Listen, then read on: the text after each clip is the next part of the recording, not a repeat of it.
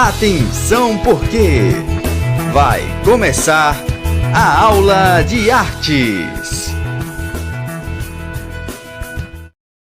E aí pessoal, tudo bem? Aqui Paulo Braine, vamos para mais uma aula com vocês, 8º ano, a aula de número 14. Então vamos lá.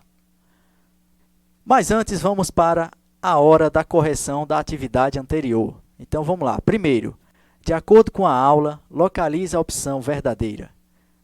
Quais são as expressões artísticas presentes no cinema? Essas linguagens podem ser classificadas como letra C, é a resposta certa. Segundo, encontre a alternativa correta. Qual a primeira arte relacionada com textos e roteiros que existiu na história da humanidade antigamente? Então, olha, já destaquei ali antigamente. E a palavra existiu ali no passado. Então, se você optou pela letra B, teatro, está correta. Terceiro, identifique a opção verdadeira de acordo com a tirinha. Podemos observar nas imagens o quê? A letra D, a representação da teledramaturgia. Foi aquilo que eu expliquei para vocês, né? Que esta palavra, esse significado, né? Ela expressa o quê? É algo relacionado com as novelas, tá? Então, uma das características, por exemplo, a citação de uma novela mexicana ali, ó, exposta ali na imagem ali, tá? E tudo relacionado com novela é uma representação da teledramaturgia. Quarto e penúltimo. Observe atentamente e identifique a opção verdadeira. É uma representação característica da ausência de diálogos? O que é uma representação característica da ausência de diálogos? Ou seja, a ausência que tem a ver com nada, né? Com nenhum som, né? Então, a letra A, cinema mudo, tá bom? Então, está bem explícito ali, ó. Ausência tem a ver com mudo ali, ó. Só é você assinalar ali, assimilar essas duas palavrinhas ali, que vocês vão poder encontrar a peça que faltava do quebra-cabeça, tá? Então, a letra A, cinema mudo, a ausência de diálogo. O quinto e último, preste bastante atenção na imagem e localize a alternativa correta. A tirinha destaca o quê? Letra B, teatro grego em ritmo de baião. Tá? Então, ali é uma representaçãozinha ali, uma chargezinha, uma tirinha ali representando tanto a cultura grega, né, o teatro grego, só que mostrando ali um ritmo ali do nacional. E agora vamos finalmente para o tema da aula de hoje, o tema central, que é sobre pintura grega e sua origem. Então, nesta aula vamos destacar as principais características da arte grega em seu contexto histórico e sua importância até os dias de hoje, tá bom? Então, uma das representações ali, ó, são os vasos gregos, tá? E também o seu lado ali politeísta, né? Ou seja, acreditavam em vários deuses ali, tá? E uma das representações, né, o Zeus, que é um dos principais deuses ali do Olimpo. Então vamos lá. Pintura grega. A pintura grega ela foi utilizada para decorar a arquitetura. Aí o que vocês podem observar são os vasos ali, as cerâmicas sendo representadas ali através da arte grega, tá bom? Então havia um equilíbrio entre os vasos e a pintura. Anteriormente, esses vasos eles eram usados em rituais religiosos para armazenar coisas. Depois passaram a simbolizar um objeto artístico.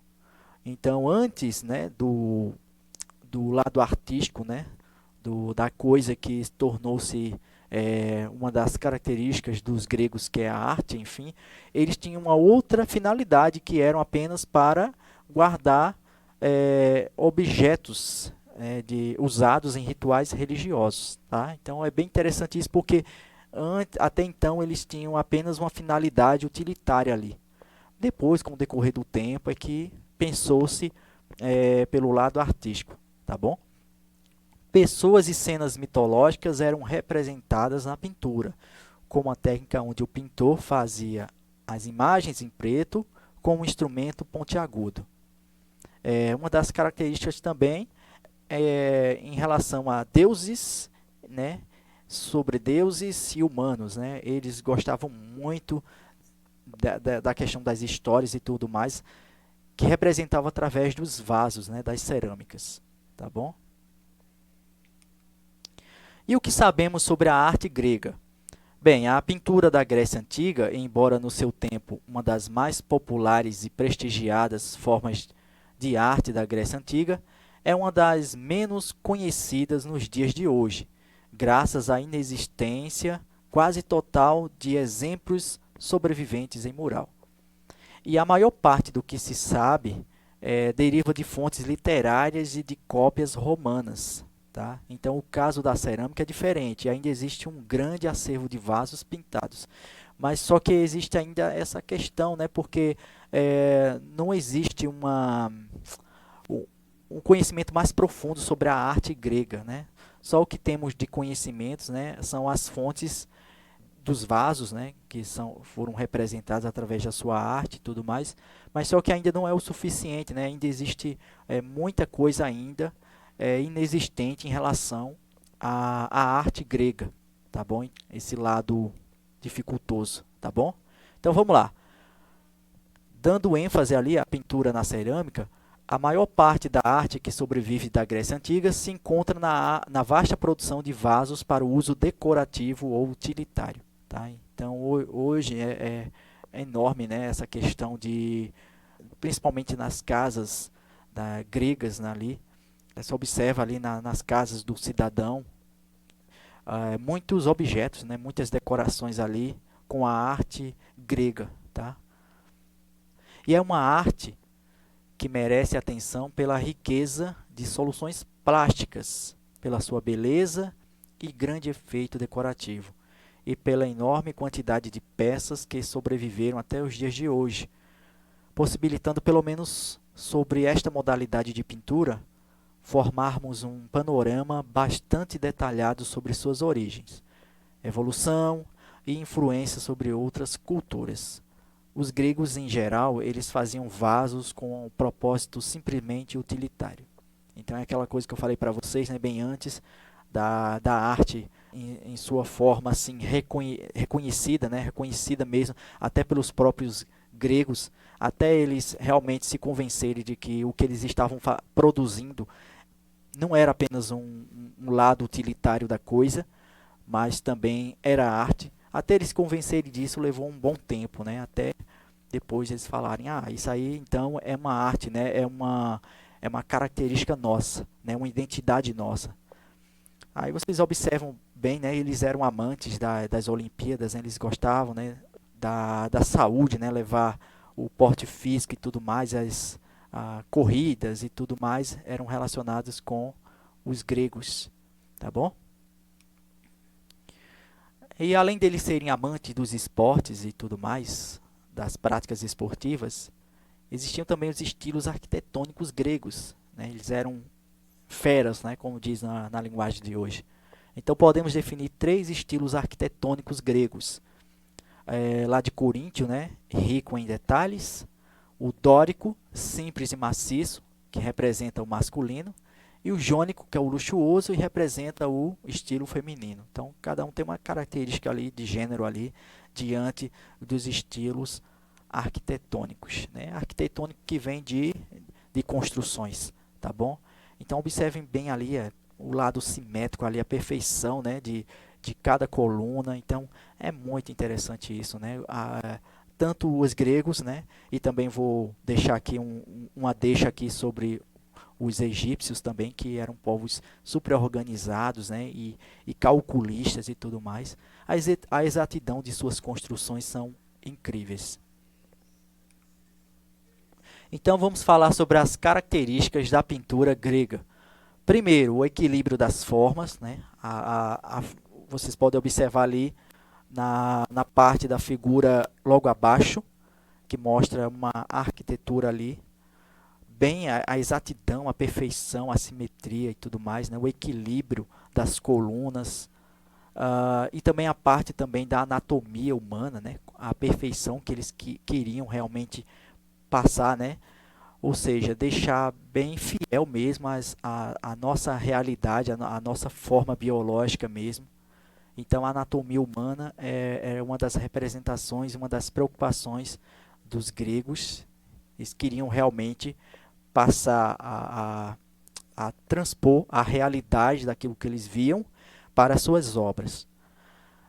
Também a harmonia nas cores e desenhos, a perfeição que eu acabei de falar, as obras realizadas a partir de modelos vivos, né, como por exemplo o humano, né, os animais e tudo mais, eles queriam passar realmente a transpor a realidade daquilo que viam. As obras realizadas a partir de modelos vivos, como acabei de falar, a valorização do ser humano, eram praticamente humanistas, né? Eles valorizavam, colocavam o humano no centro do universo. E as representações de Deus e de cenas cotidianas eram muito evidentes também, né? Falavam muito sobre o deus Poseidon, e também sobre Zeus e entre outros deuses, né, que se eu for falar aqui vai ser uma eternidade, porque são muitos deuses criados pelos próprios gregos.